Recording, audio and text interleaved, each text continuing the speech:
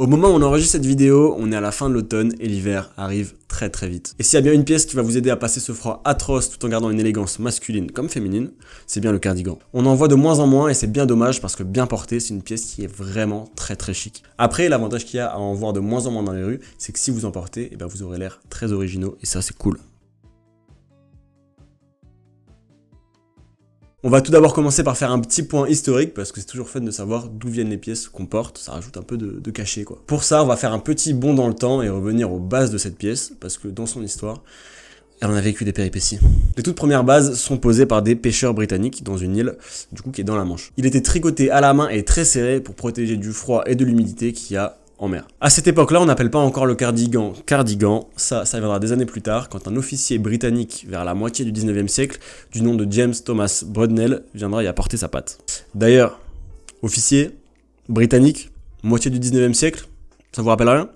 Rien du tout? Pourtant, au même moment, il y a une autre pièce très importante qui est inventée, mais bon, pour ça, il faut revoir mes vidéos. On est pendant la guerre de Crimée. Donc après 1853. Et Brudnell commande la charge de la brigade légère de la bataille de Balaklava. À ce moment-là, il porte une veste en laine tricotée qui ressemble d'ailleurs extrêmement aux pièces que portaient les marins dont je vous ai parlé juste avant. Mais sauf que cette fois-ci, elle a quelques différences notables comme un bouton de vent.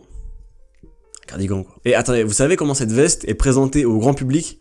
Vous allez voir, c'est un peu farfelu, un peu bizarre. Et bah tout simplement, quand les gens regardent des illustrations de cette bataille, donc par exemple des peintures, et bah ils aiment bien la veste que porte Brudnell.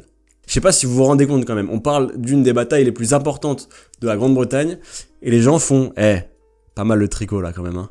Et attendez, encore, petite anecdote folle, vous voulez savoir pourquoi le cardigan s'appelle cardigan finalement? Alors là, attention, va falloir vous concentrer un petit peu, c'est un petit peu technique. Et bah tout simplement, l'officier britannique James Thomas Brudnell était également appelé Lord Cardigan. Donc on a donné son nom à sa veste en son honneur quoi, pour ceux qui n'avaient pas compris. Vous l'aurez compris, historiquement c'est un vêtement qui s'adresse plutôt aux hommes.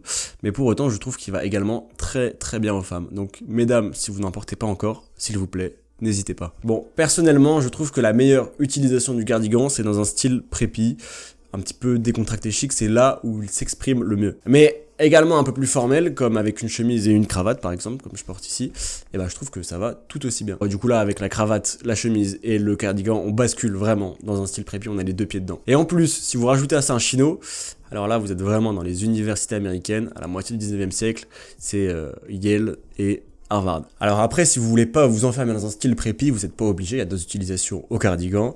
Moi personnellement, j'aime bien le porter avec un petit t-shirt blanc en dessous et un jean plutôt bleach, donc plutôt bleu clair. Je trouve que ça va très bien tout aussi avec ce marron là, c'est top. Ou même chemise sans cravate. Vous l'aurez compris, avec le cardigan, vous avez une marge de manœuvre très importante et ça, c'est notable. Évidemment, je vous conseille de le prendre plutôt en laine ou en cachemire. C'est un vêtement qui est quand même assez orienté hiver, donc restez sur vos basiques pour les températures basses pour pas créer trop de contraste. Ah oui aussi, petit dernier point, je sais qu'il y en a qui aiment bien les cardigans à revers. Personnellement, c'est pas trop mon truc, mais comme je sais qu'il y en a qui aiment bien, eh ben, je vous glisse ça là, vous en faites ce que vous voulez, vous voyez, vous testez si vous aimez bien ou pas. Bon, et le dernier point de la vidéo, c'est les marques. Si vous voulez des marques, franchement, on en trouve vraiment de partout, des cardigans, donc je vais plutôt vous donner des conseils d'achat. Comme d'habitude, gardez des matières naturelles. Vous checkez la petite étiquette, c'est toujours mieux des matières naturelles, laine ou cachemire, comme je vous ai dit juste avant. Et comme on en trouve vraiment dans beaucoup de magasins, vous pouvez juste checker les coupes, qu'elles aillent dans le style que vous voulez avoir, dans les registres que vous recherchez. Et voilà, c'est à peu près tous les conseils que je peux vous donner sur les cardigans. Faites attention à la coupe et aux matières qui composent votre cardigan. Et pour les couleurs, comme je vous l'ai dit, c'est une pièce un petit peu automne-hiver. Donc moi j'aime bien le marron comme ça qui fait assez automne, un blanc cassé, des cardigans vraiment tout blanc ou tout noir. Bon déjà, vous savez le désamour que j'ai pour la couleur noire sur les vêtements. Mais un tout blanc, j'ai aussi un petit peu de mal, donc vraiment n'hésitez pas à choisir des couleurs un petit peu originales. Voilà, c'était Franklin, j'espère que la vidéo vous aura plu. Si c'est le cas, n'hésitez pas à me le faire savoir en aimant la vidéo et en laissant un petit commentaire. C'était Franklin, salut!